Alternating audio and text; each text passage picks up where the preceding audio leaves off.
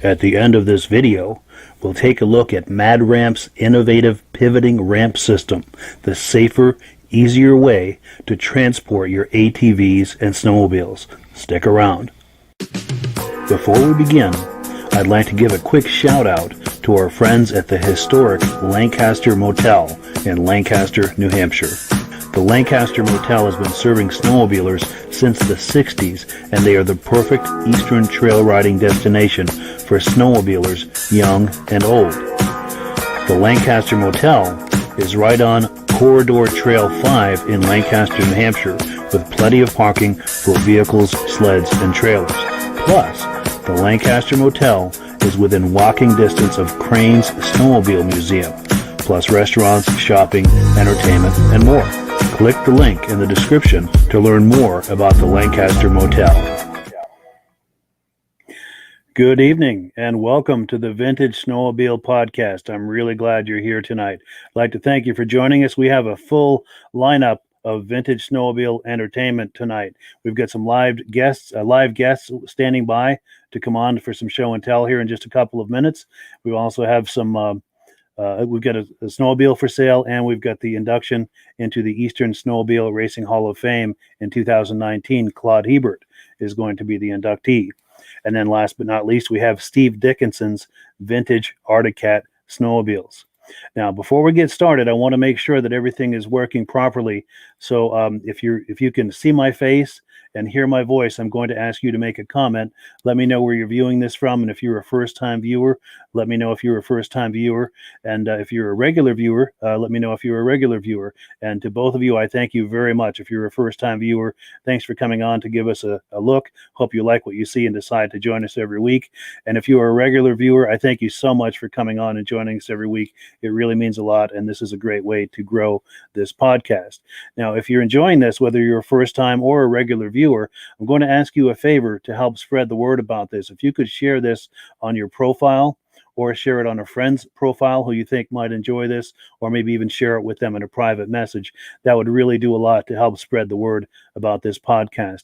Now, let's take a look at who's watching tonight. We've got Brian Robillard. He is a regular viewer, and he's been on here as a guest, and I've been talking with him behind the scenes. He's got some other sleds that he's ready to show us, hopefully in another week or two. So we've got big expectations of what Brian Robillard has to show us. We also have Scott Verdon from Michigan. I know he's a regular viewer as well. Thanks for coming on, Scott. George Zandbelt from Winchester, Ontario. Thanks for coming on, George. George is a regular viewer as well, and so is John Spranger Jr. He likes the podcast, and he thinks the snow is still on back order. Yeah, it is here as well. If you're in the Northeast, yeah, we're getting skunked on the snow. We've been getting a little bit, just an inch or two here and there, but hardly enough for some decent trail riding. Also, John Greenwood, thanks for coming on, John. Appreciate you coming on. Ken Haberman, thank you, Ken. I just spoke with Ken the other day. I appreciate your coming on to check it out. We have Brody Messner from Henderson, Minnesota. Brody's a regular viewer as well. Tracy Dudley Skipinski, howdy from Michigan. Tracy and Dudley are regular viewers. We've got Jamie Whitaker, first-time viewer from Williamsburg, Ontario. Thank you for coming on, Jamie. We really appreciate it, and we hope that you like what you see. I'm sorry, my tongue is in a knot tonight, but hopefully that'll get untied, and we'll be able to have a great show here.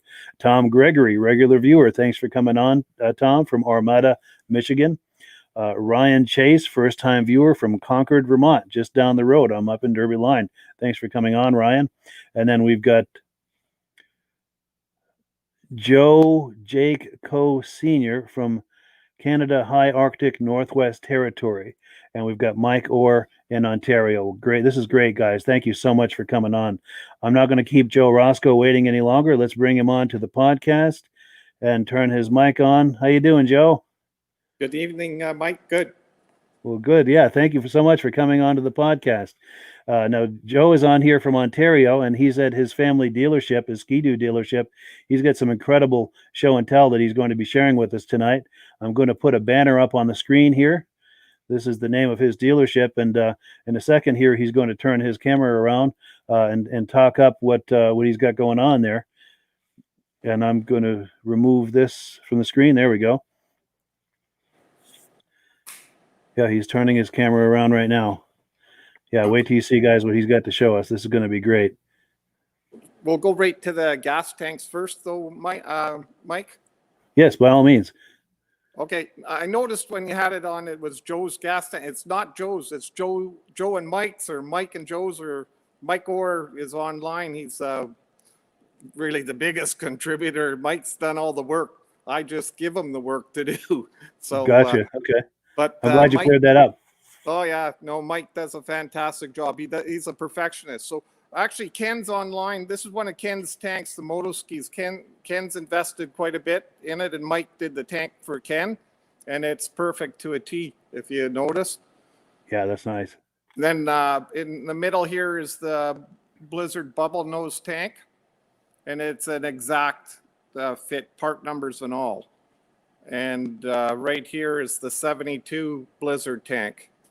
If you look real close, I don't know if you can see it, you'll see the part number right in it.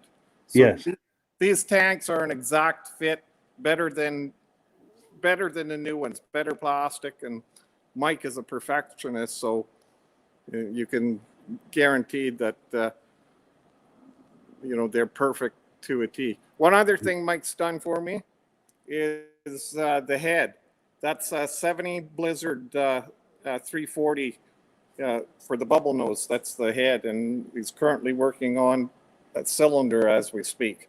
Wonderful.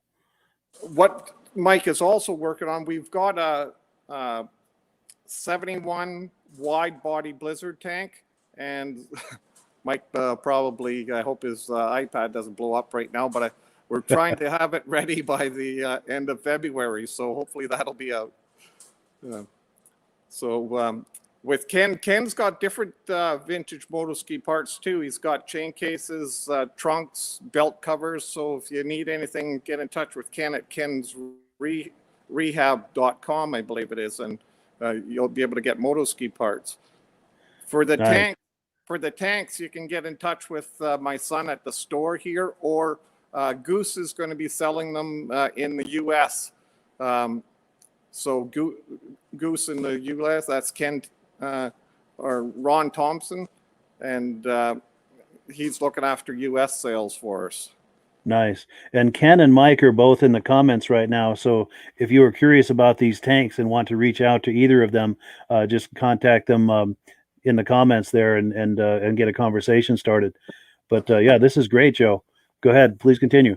Yes. So I'll try and give different views so that everyone can see. So we're hoping to move these tanks. Basically, what people have to understand is shipping. We can do nothing about shipping. Shipping's expensive. Can't do anything about it. And right now, we're really not making money. We would just like to break even. The cost of the mold is very considerable. So Sure. it's really just the hobby and to get things done. Gotcha. Now, John Fitzgibbons is watching, and he's wondering who he might contact in the U.S. To get some of these tanks. I know you'd mentioned Goose is your U.S. contact. Is there a phone number or something for him? Yes, I'd have to post it. I don't know it off heart, but I will post it for everyone. Wonderful, wonderful. And also, if someone is curious too, you can email me after the program, and Joe will share that information with me, and I can relay that to you. And also, as you can see here, Ken Haberman is on, and he's got his contact information there. You can find him in the comments of this video if you'd like to reach out to him. But yeah, please tell us about this citation. That's a 1980 Citation SS. It's pretty well perfect. It's not the one we had is new, but my wife had one exactly. We bought it, the first new sled we ever bought. And so, it was one of the favorites I wanted to pick up and finally did. And so I got it now on display. Then Yeah, I remember those when they came out. I was a teenager and I was madly in love with those. I'll just take a walk around. I've got a Please few do. more. These are kind of some of the ones I have, just special ones I put on display for everyone to see in the store.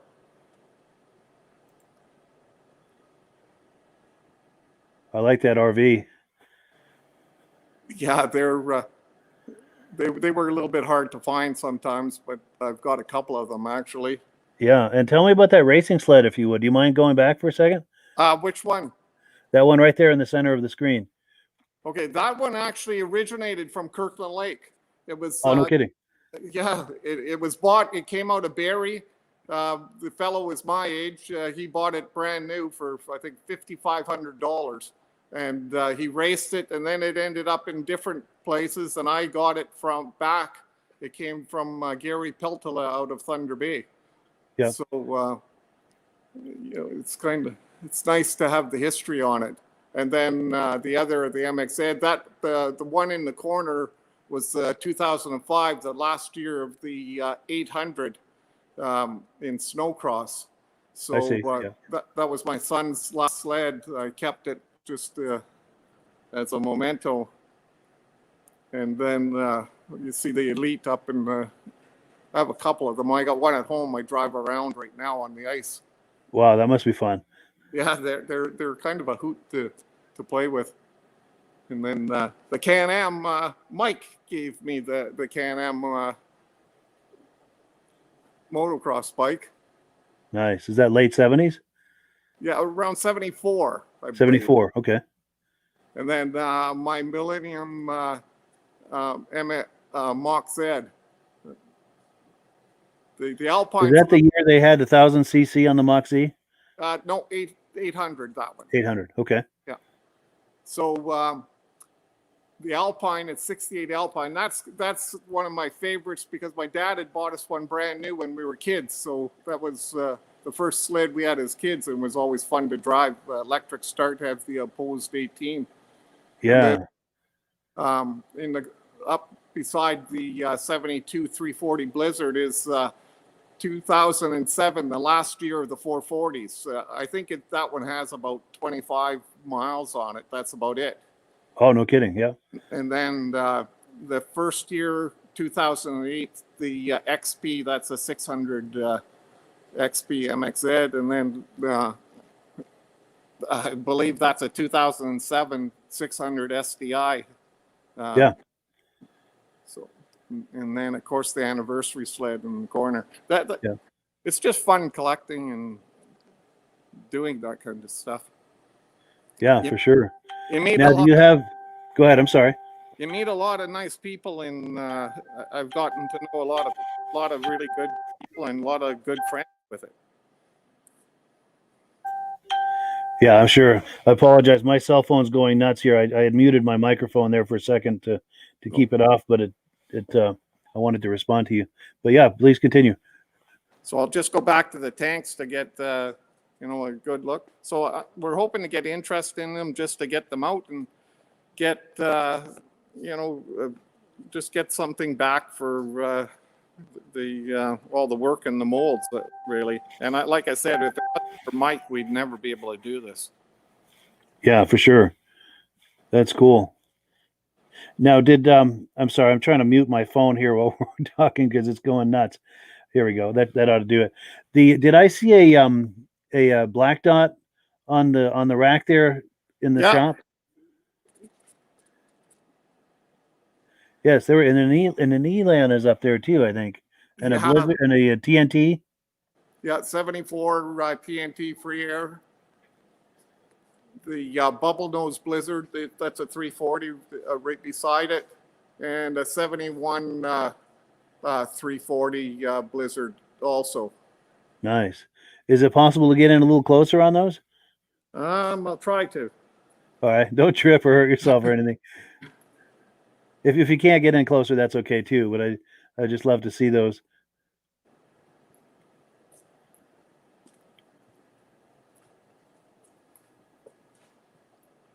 There's so much stuff in the store here; it's just hard to get around. Yeah. I don't know. Is that a little bit better, Mike? Yeah, I'm liking that. That's wonderful. Thank you.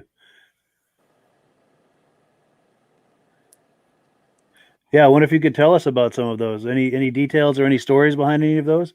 Yeah, the 340 was from Kirkland Lake here. It was a local dealer here. And so it's been around here its whole lifetime. I was lucky to track it down and bring it back and restore it and put it back to the store. It's nice when you have the history on it. Yeah. Actually, I remember going as a kid and drooling in the dealership looking at those. Yeah. Yeah, for sure. And then that one on the far left, is that like an early 60s, one of the early production models? Yeah, that's a 62, I believe. 62, yeah. 62 tin cab. It's got the JLO engine, that one. Yeah.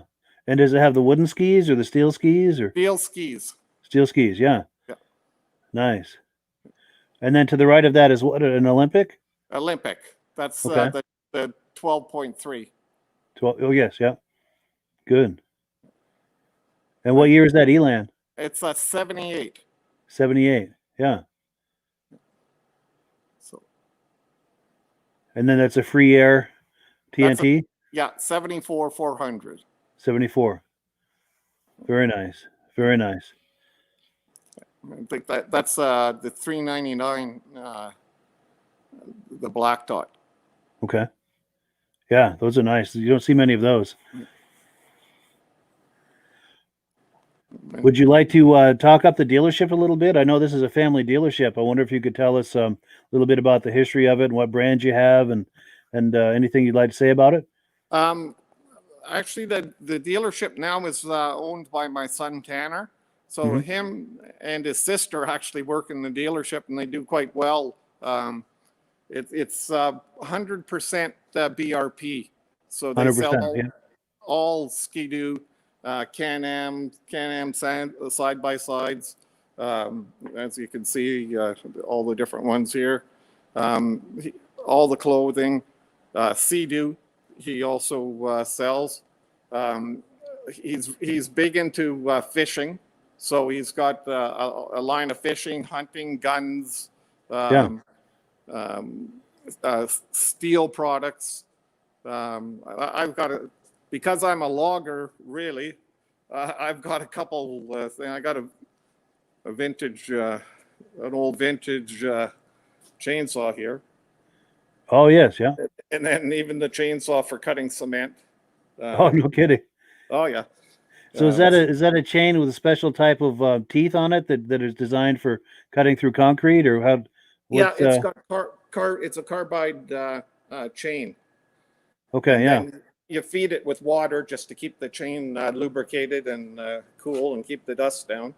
Yeah. But it actually works very well. So yeah, that's cool. We've got a real variety of stuff, and it's a nice occupation and a hobby actually. Yeah, yeah, for sure. And I'm more the tinkerer into the old stuff. Yeah. One time we had a snowcross race team. That's how I got to know Mike, and we Yeah. became very good friends. And a lot of the sleds, I tried to keep one every year of the race sled, so I've got some of those tucked away, and that was a fun sport. Yeah. Yeah, we'll have to have you on another time. I know that you've got another building there with some other sleds, and we'll have to have you on sometime and look at some of those. Oh yeah, I've got all different makes and models. I have some few Arctic Cats, Yamaha, Rups, Snowjet, Snow Runners, Husky, Diablo Rouge, you name it, I collect them all. Very nice. Very nice. Now, before we wrap it up, do you have any what would you say are some of your earliest memories of snowmobiling back in the day? Really, the earliest ones was riding the old, being able to ride or get a ride on the old double tracks. That's what it was. The early pre 1965, I think they were 8 horsepower at the time. Wow, And like the old Alpines? yeah, and Yeah, so nice. when you were kids, you never had the luxury to ride the snow machines. Even looking at them, and sometimes just being able to run on the packed trail was fun. Yes. So Did your family do a lot of grooming with that Alpine that you had, that first sled that you had? no, no, we just drove it, rode it A all recreational sled? over. Wonderful, wonderful. Well, good. I'm going to put that graphic back on here one more time for a phone number. So if anyone has questions about those tanks or anything else that they see here in the dealership, that is how they would get a hold of you, or with your son Tanner, I believe. That's right. Wonderful. Well, good. Well, yeah, I really appreciate your coming on tonight, Joe. Okay, it was fun actually, Mike. Enjoyed it. All right. Well, thank you so much. We'll have you on another time. Thank you. All right. Take care. All right. Well, that was Joe Roscoe showing us his dealership, his showroom, and his tanks. And our next guest we're going to have here. Let's take a quick look at this real quick. This is the menu for tonight's programming. We're on number 2 now. We're about to bring on Luke Bristol for a look at his racing sled. Let me get him on. Here he is. And let me get his microphone on. There we go. How you doing, Luke? Good. You, Mike? Good, good. Thanks for coming on. Now Luke is coming on from St. Johnsbury, Vermont, just about an hour from where I live up north in Derby Line.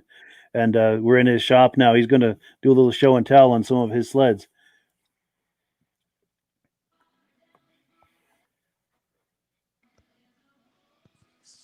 And he's turning his camera around. Here we go. Let me put you on full screen here. So this is a 1971 EXT Special. I picked up like maybe like 5 miles down the road from my house. Yeah. I'm still looking for the person that raced it. They obviously raced it, but I haven't found anybody that knows anything yet. Sure. Now, have you raced it yourself or have intentions of racing it? No, I've had it running. I've driven it around a little bit, but I'm probably not going to race it. Sure. Yep.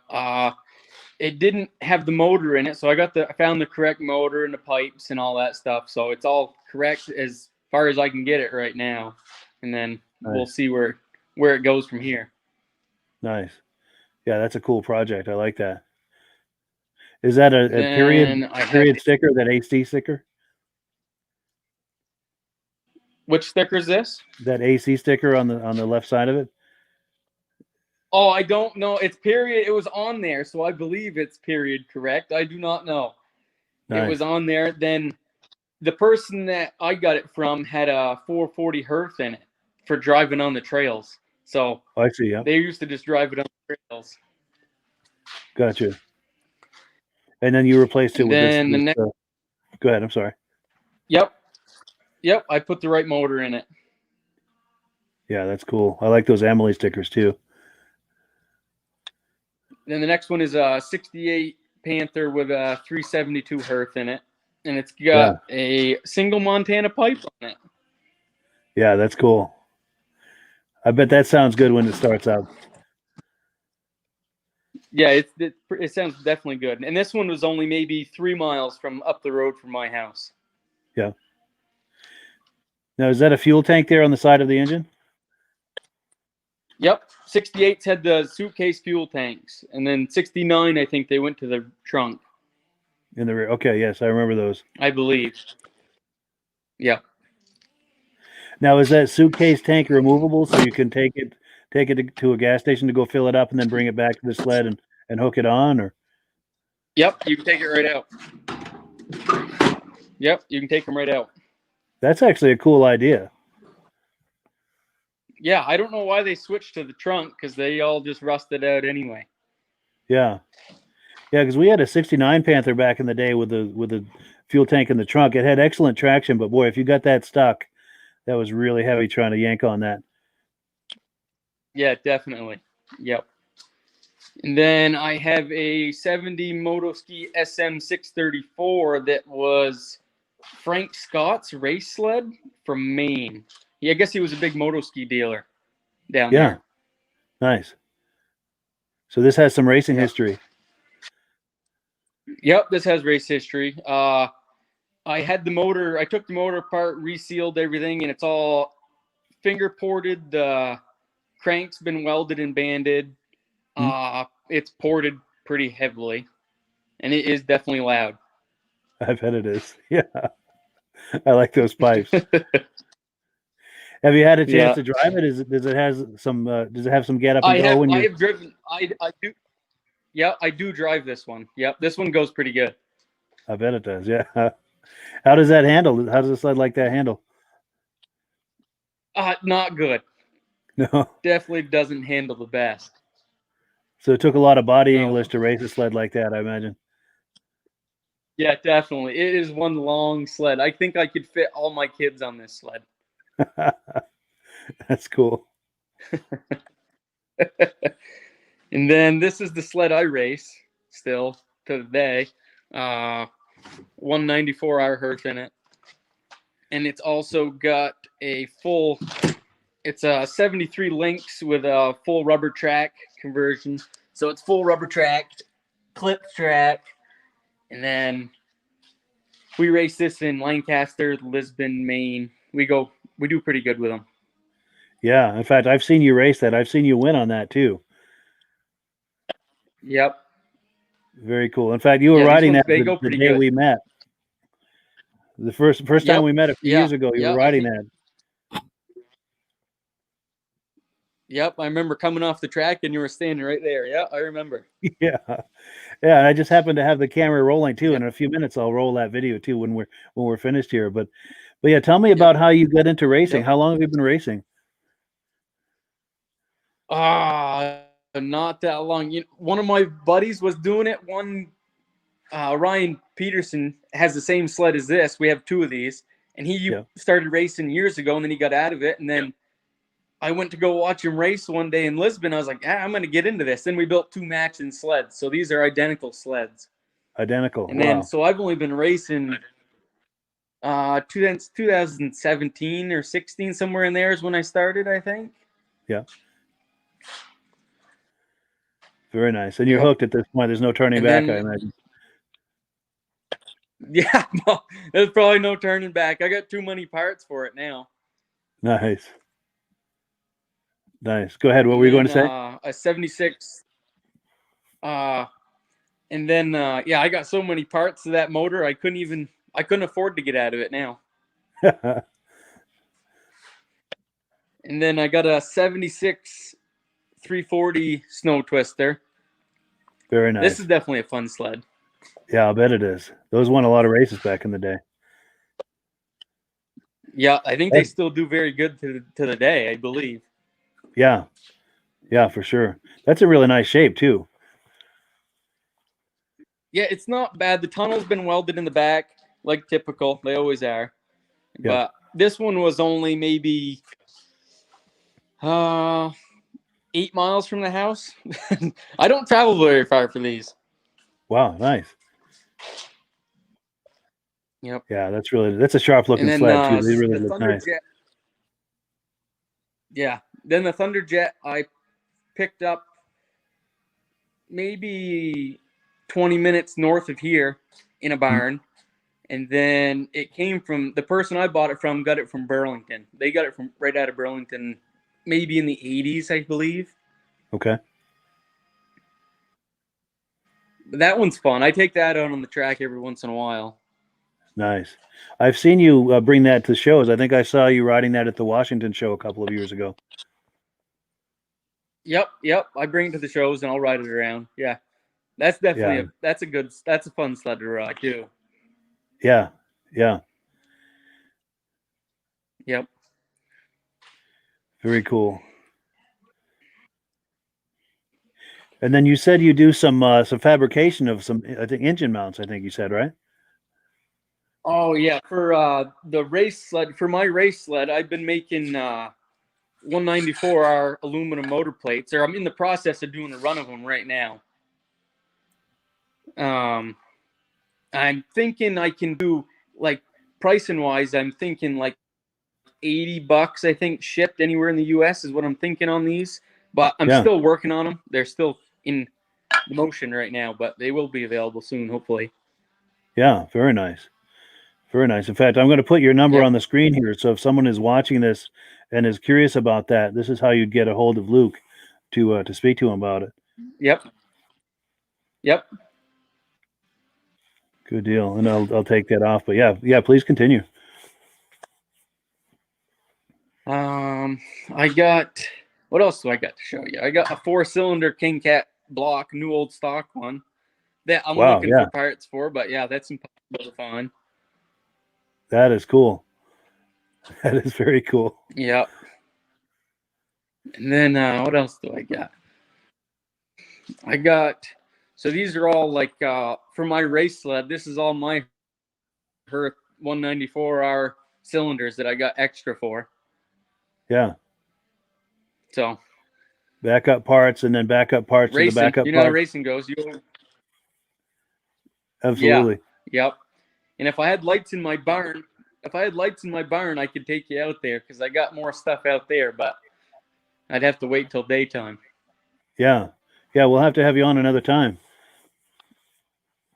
Yep. Yeah, that's really cool. Yep. And these are the kids' sleds. Yep.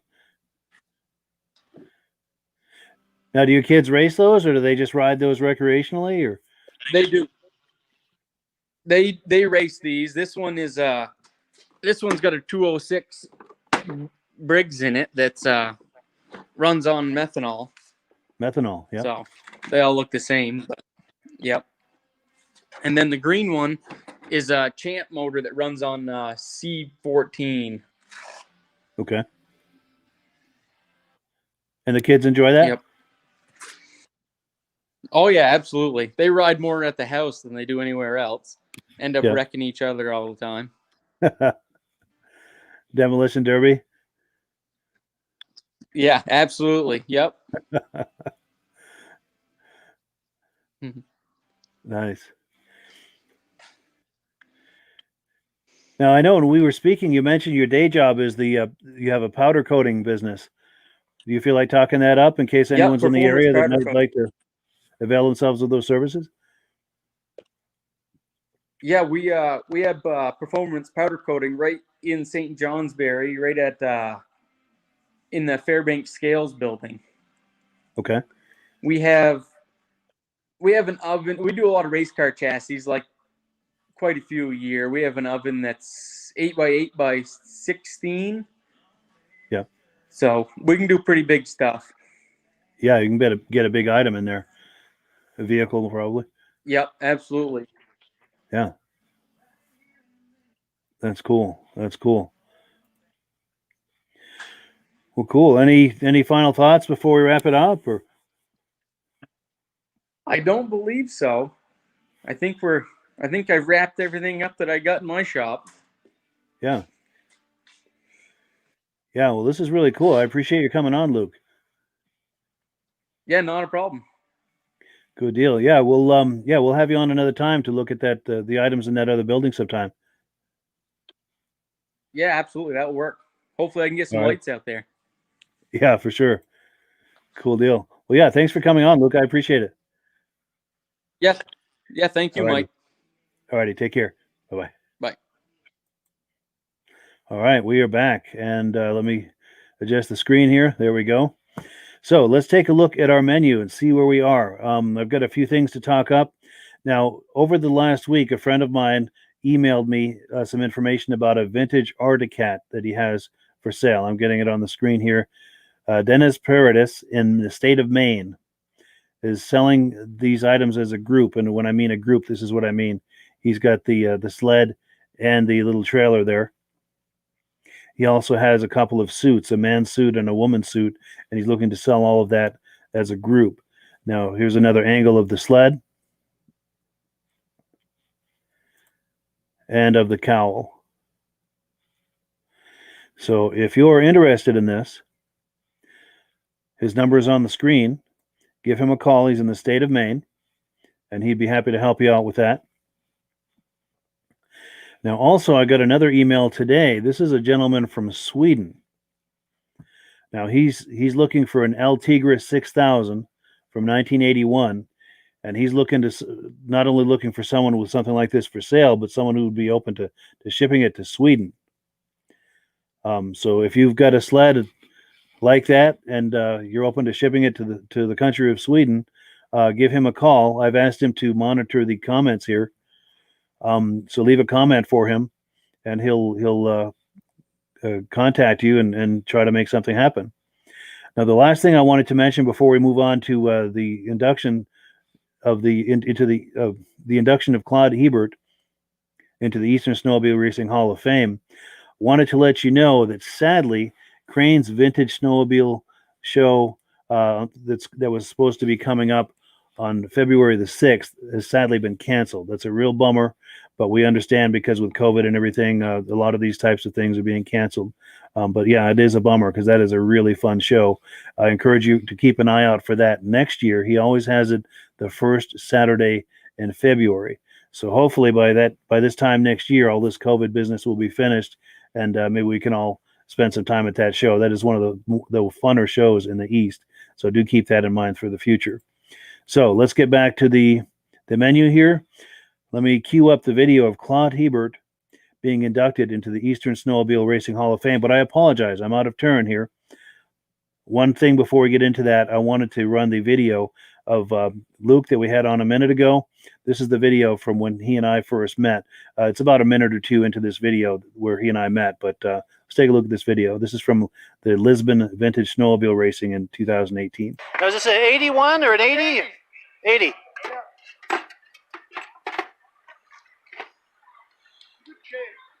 Yeah, I remember liking those. I was in high school when these came out. I really liked them. Yeah, they got a little dirty on the way here. Oh, yeah. Yeah, I really remember liking these when they came out. And then, of course, the Blizzards came out there The Blizzards. a couple of years before. Heavier. Yeah. These are snappy for the size of them. Yeah.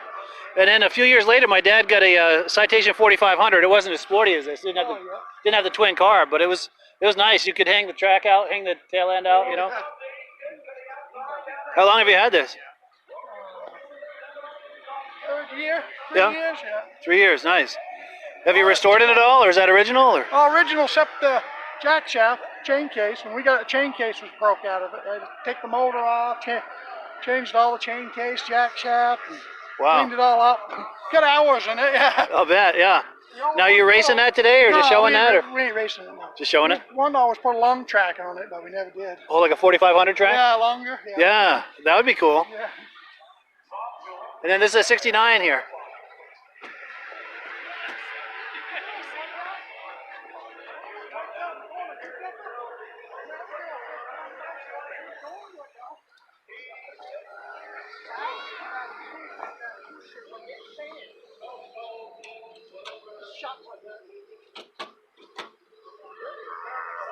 Have a thing. No. Take the air jet out and then put more.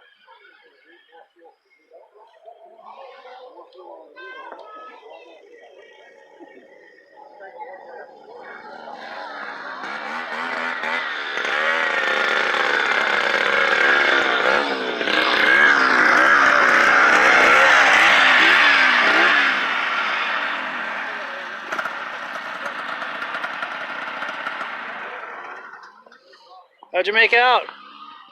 First. First? Yeah. Wow, congratulations. Thanks. Cool. What's your name? Luke. Luke, nice to meet you. You too. Now, you probably see this coming, but were you using the force, Luke? Not today. Not today. You didn't need it? No. Nice. Yeah, I do a video magazine about vintage snowmobiles. Oh, cool. And this probably be in the next edition. Sweet. Cool. What year is this? 73. 73. Nice. Yeah, rubber track. Oh, really? No cleats, huh? 73 lengths. Yeah, stock suspension. Nice. Yep. There's a single cylinder? Or? Yep, 340 hertz. Wow, nice. Good for you, man. You took it, huh? Yep. Good for you. Yep. Good. Is that new seat? Top end was losing it. The top end was losing it. Nice meeting you, Luke. Yeah, you too. Thanks.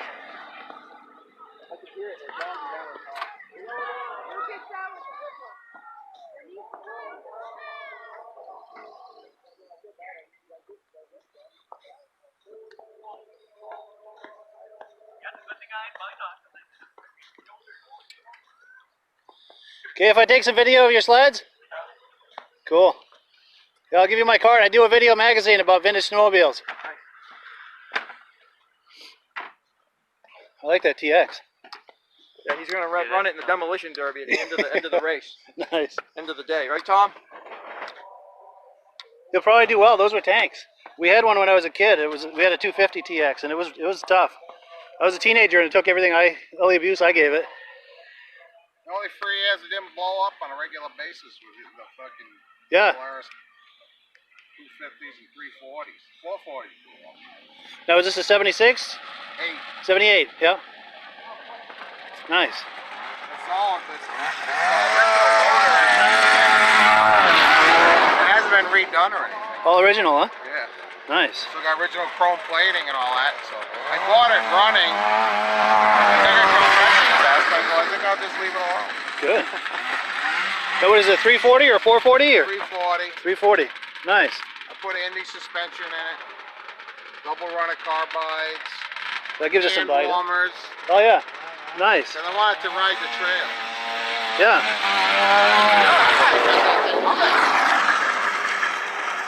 That sucker goes pretty good. It does. What is that, a Puma? Now, was he just on the track or getting ready to go on? I don't know. Which side did we do? The one Oh, yeah. online there? The Facebook one? Yeah, Vintage Snowmobile Lovers. Yeah. I see your stuff all the time. Nice Oh, to good. meet That's you. me. Yeah, I'm Mike. Hi, Mike. Nice My to meet name's you. Tom. Sweet. Yeah, nice to meet you. Yeah, I can see your stuff all the time. Well, cool. Yeah, I wanted to show that real quick. I intended to show that once Luke had finished, so it could show that the video, the camera was rolling the day we met. But yeah, without further ado, let's take a look at Claude Ebert being inducted into the Eastern Snowmobile Racing Hall of Fame in 2019. Mr. Claude Ebert.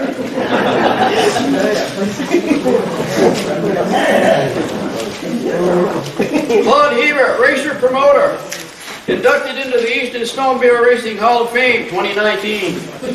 Claude's exceptional racing talent in the early 1960s was noticed by the local Colbert motorski dealer, who then hired him as their driver. He was soon invited to race for the Eastern Motorski distributor Rockwell Incorporated. It was here that Claude not only became New England sales manager for Rockwell, but worked closely with the motorski factory on engine development to increase horsepower and was involved in the many rule requirements for racing. His role in production testing and new model development, along with a full racing schedule each season, contributed greatly to motorski's success. When Rockwell Distributors ceased as a distributor for snowmobiles, Claude accepted the job as New England regional manager for Snowjet, now owned by Kawasaki Motors. Claude was soon promoted to as national international sales manager and involved in the Grand Rapids, Michigan, where he was involved in production testing, product development, and was involved in the development and promotion of the TOC Tournament of Champions. In 1969, on an icy Sunday morning at the Lancaster Grand Prix racetrack, snowmobile racer Claude Ebert, driving a 634 motorski, got into a first turn skirmish with a Nordic cat rider and delivered to the snowmobile racing world the first real glimpse of the element of danger to this new sport. Will always be remembered as the guy who cut off a telephone pole.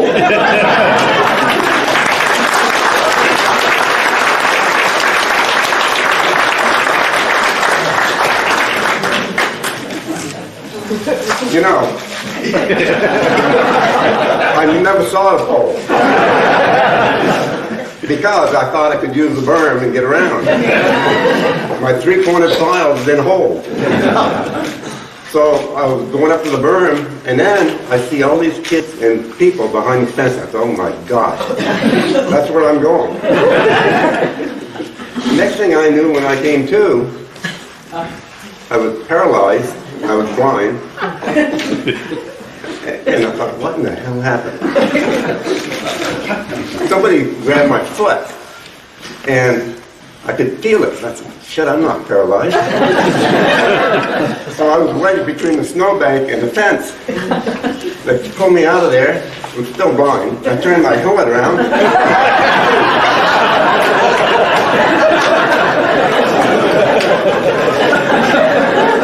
I still didn't know what happened. The pole was on the track, and my motor ski's upside down on the fence. What? Well, I never saw the pole. That was the most amazing thing ever. And then they got my sled out, and I realized, hell, my brake cable was broke. I couldn't slow down anyway. So that was my day.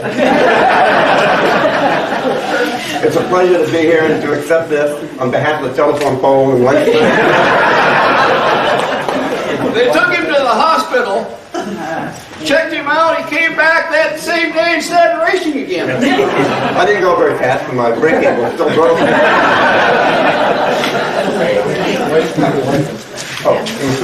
Claude is still promoting though. Claude has been instrumental in helping us find these different racers and everything the last couple of years on the internet. He's all the time looking for people, and he's been very helpful. So Claude's always doing something for us. Hey.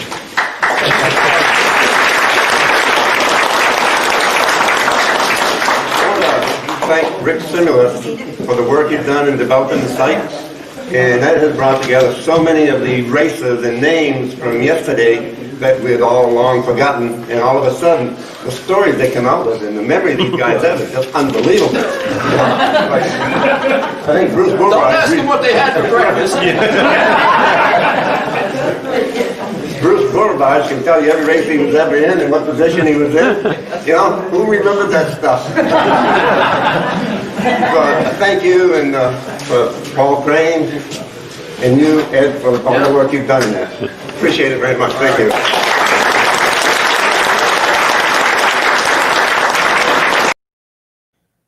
Well, there you go. Claude Ebert inducted into the Eastern Snowmobile Racing Hall of Fame.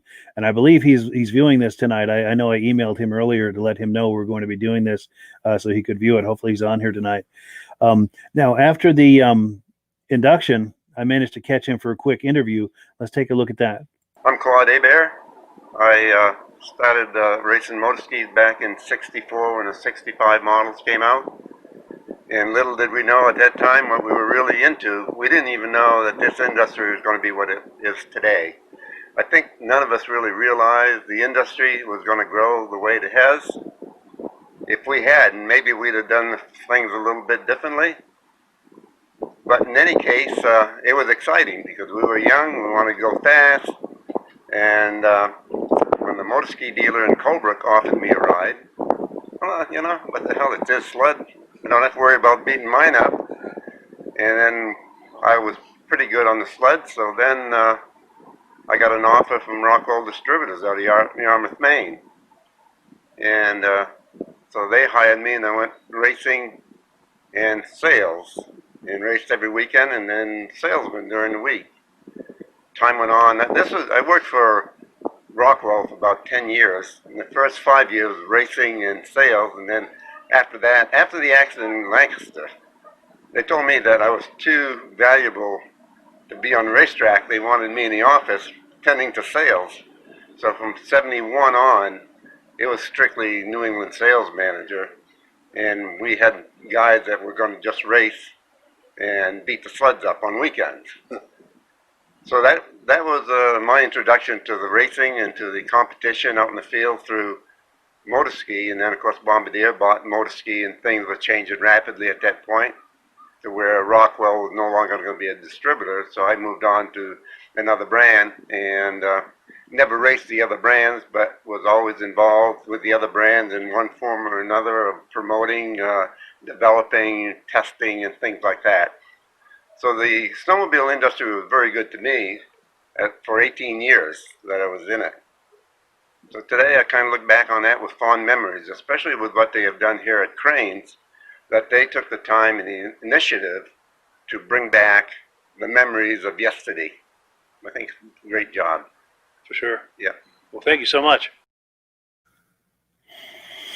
Yeah, great interview. And I have to say, that is one of the fun things about this Eastern Snowmobile Racing Hall of Fame, the induction ceremony they have every year, is you get to hear these incredible stories like the one you heard a minute ago about hitting that pole and all of the mayhem that ensued after that.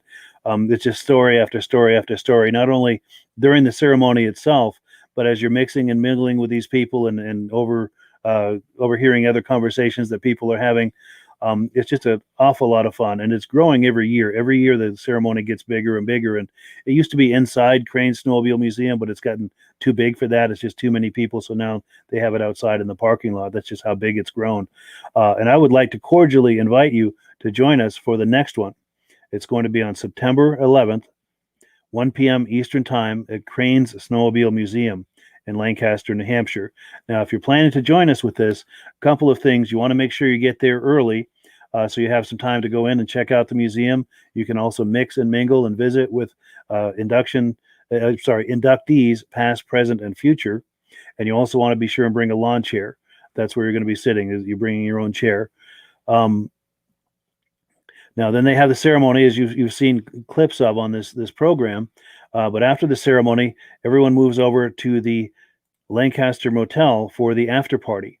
And that's just as much fun as the ceremony itself. Everyone's mixing and mingling and taking pictures, and all of the inductees are very approachable. You can walk right up to them and ask them questions and hear some of the stories and get your picture taken with them. And there's a whole host of vintage snowmobile enthusiasts there. It's just a whole lot of fun. And if you're planning to go, you of course want to stay at the Lancaster Motel, because that's where the after party is. As the after party winds down, you just meander over to your room and call it a night, and everything is right there. But I do have to warn you, every year, the Eastern Snowmobile Racing Hall of Fame, all of the attendees and the inductees and everyone that comes for this, we fill up the Lancaster Motel every year. So if you're planning to attend and planning to join us and be a part of this, coming from any distance, you want to book your room at the Lancaster Motel as soon as possible, because we do fill it up every year. But I hope to see you there this year. I never miss it, and I hope that you become a regular at this event as well. So I've got one last video for you. Let's look at the menu here. We're on number 5. My friend Steve Dickinson. I see him at a lot of the shows, the vintage snowmobile shows in Vermont and New Hampshire. He's a great guy with a great collection. We're going to look at a couple of his Articats, which I believe he sold them. The bigger one, at least. The larger one, I think he sold. The smaller one, the Kitty Cat, I'm not sure whether he sold or not. But let's take a look at the video here, and you'll see what I'm talking about. Hi, my name's Steve Dickinson. I'm from Berlin, New Hampshire. These are my 3 Articats that I have. Got a 650 EXT triple. They made 125 of those. That one has 2.8 original miles on it. It's been started but never driven since I've owned it. And then we have a 793 Panther. They made 100 of these.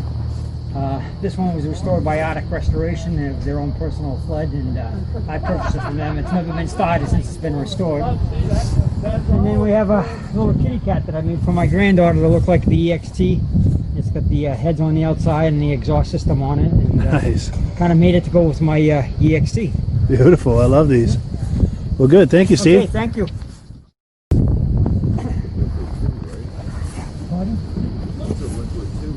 No, it's the same. They had a 440. I don't know if it's staying or look with it.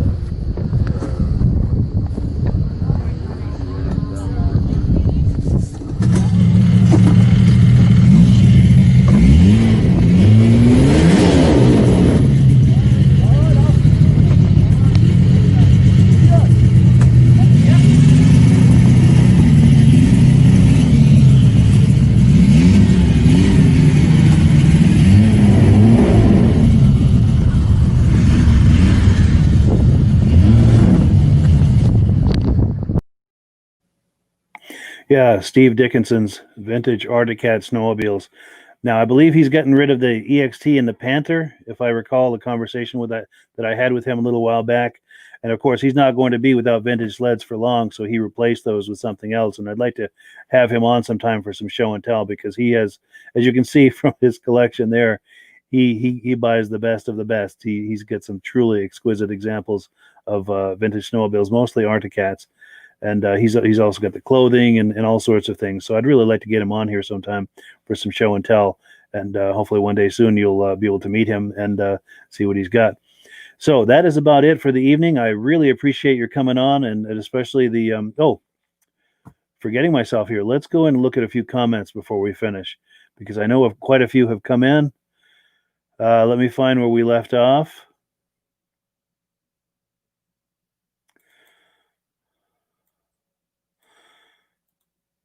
Okay, I think the last person we heard from was Mike Orr in Ontario, and Mike Orr is involved with those tanks that we saw earlier in the podcast. We have Carlene Perry. Hey, Carlene. Carlene's my girlfriend. Thanks for coming on. J.R. Tozier. Now, J.R. is an inductee into the Eastern Snowmobile Racing Hall of Fame, I think in 2018. We'll air his induction at some point as well. Thanks for coming on, J.R. I hope that you like what you saw and that you'll join us again in the future.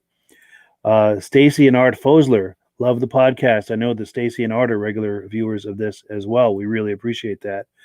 Rick Moore from Brandon, Manitoba. Thanks for coming on, Rick.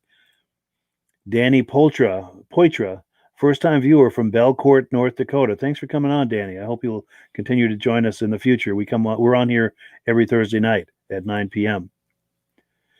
Tony Triafante, first-time viewer from Aurora, Ohio. Thank you for coming on, Tony. We appreciate it. Our good friend Jim Layton is here from Northern Maine. Jim's been on here before, and he'll be on here again. I was just talking to him tonight. He's got some new items he'd like to show us. So sometime in the next few weeks here, we'll have him on. It's just a matter of arranging it. John Fitzgibbons, who has them in the USA? Oh, he's asking about those tanks. And I'm gonna get information about that so that people can order them if they need to. But in the meantime, order them or give a call to inquire. Let me see if I can find the graphic to put up. In the meantime, I know this doesn't look good the way I've got the screen laid out. Let me try it this way. That look much better. But in the meantime, what I'm going for is that phone number at the top of the screen. So if you're curious about those tanks that we were looking at earlier, that would be the number to call. And they'll be able to point you in the right direction. Now, Ken Haberman is also involved with the tanks. He does the motor ski side of it. And that's how to reach him. Search for Ken's Vintage Rehab on Facebook. Gim Goccione, Gooseland. Now, Gooseland is where you get them in the U.S. I don't know if Jim is saying that it's Gooseland or if Jim is with Gooseland. I'm not sure how that works, to be honest with you. But Ken Haberman says, thanks, Joe, for the help. Mike Orr. We've got Michael Cotgrave, Cochrane, Ontario, home of some of the best trails in the world, home of the Polar Oval Race Cup. We also have snowpack drags, one cool sled museum with over 100 vintage sleds to view. While you're there, check out the live polar bears. That sounds like a great place to go, Cochrane, Ontario. So if you like vintage sleds and you happen to be in that area or going in that direction, be sure to stop in and check out all of the snowmobile things they have there. Jeff Nix, wondering about Mach 1 snowmobiles. Oh, he must have been asking when Joe was on. Ronald Parks, hello from Cortland, Ontario. I keep mixing up Ontario and Ohio tonight. Sorry about that. Jeff Nix is here. Oh, Ken Haberman likes that SM. Yeah, I agree. Yeah, absolutely. John Greenwood remembers a friend and a Zephyr that whole neighborhood could ride one lunger. Diane Baker is on. Diane Baker is a regular viewer. Thanks for coming on here every week, Diane. We really appreciate it. Nice to see you again. Brody Messner messaged you 5 minutes before it started. Wanted to know if you could share that snowmobile event on your page. And unfortunately, I don't have a way to access that. I apologize, Brody. Hopefully it hasn't happened yet or won't until next week. I'll try to air that next week. Sorry about that. Now, Brian Robillard is talking about a vintage snowmobile show in Ossipee, New Hampshire, January 30th at Hobbs Brewery. And I think I have a graphic for that. Yeah, so here's the graphic for that. Saturday, January 30th, 2021 at Hobbs Brewery. If you're in central New Hampshire, that's a great show. And I know Brian is talking about maybe going to that show and taking some footage to share with us, which would be really nice. I hope you're able to get some footage, Brian. We'd love to have that on. We'll give you full credit, of course, if you share some footage with us. David Crawford signed in from Columbus, Indiana. Steve Dickinson, nice job. Thanks, he says. And that Steve is the gentleman who owns those cats we were just looking at. Pat Lima, very interesting. Again, awesome. Good deal. I appreciate your coming on, Pat. I'm glad you're enjoying it. Lyndon Dewey likes the Arctic Cats. And Ken Haberman says, very good show. Well, thank you, Ken. I really appreciate that. So we're going to wrap it up here. I'm going to show you a video about the Mad Ramps product in just a moment. But before we do, I wanted to tell you about something I'm doing Saturday.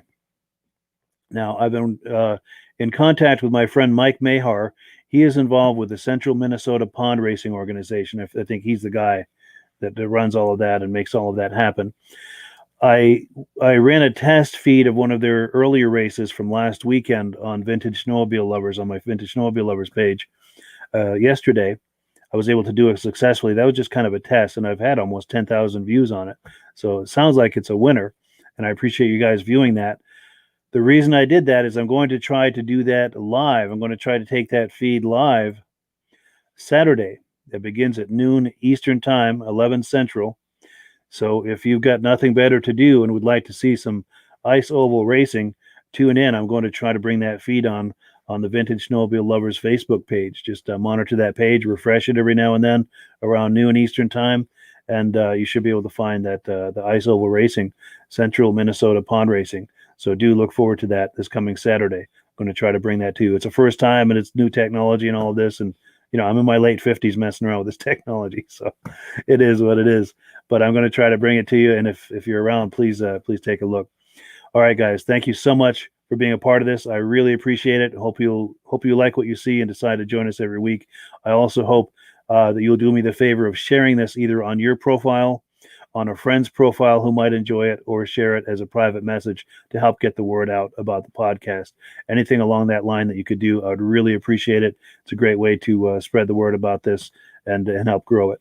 So thanks, everyone. Have a wonderful day, a wonderful evening, and we'll catch you on the other side. Here is a quick video about the Mad Ramps product.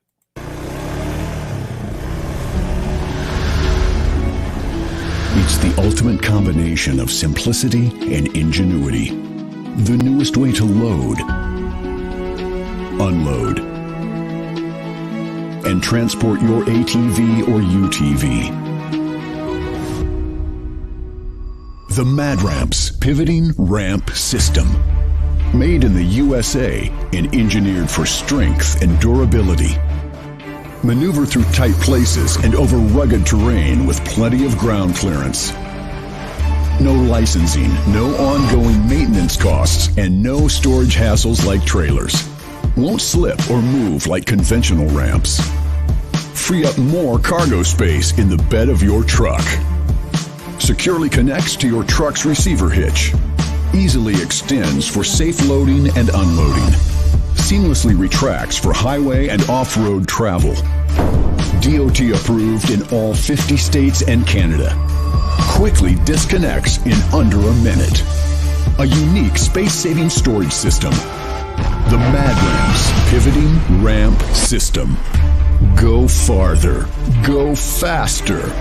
Go safer. When you order using the link in the description, I'll send you 3 free Vintage Snowmobile DVDs.